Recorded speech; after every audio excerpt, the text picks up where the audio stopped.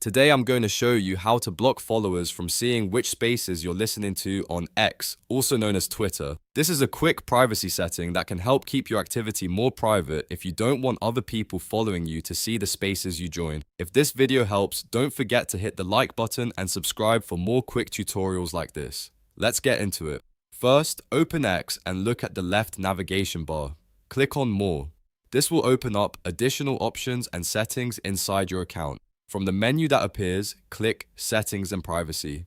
Next, choose Privacy and Safety. This is where X keeps most of the privacy controls for your account. Once you're inside Privacy and Safety, find and click Spaces. Here you'll see the setting related to your Spaces activity.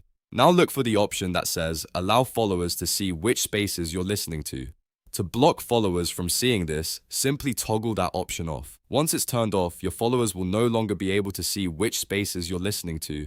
That's all there is to it. You've now updated your X privacy settings and hidden your Spaces listening activity from followers. If this tutorial helped, make sure to like, subscribe, and turn on notifications for more simple social media guides. Thanks for watching, and I'll see you in the next one.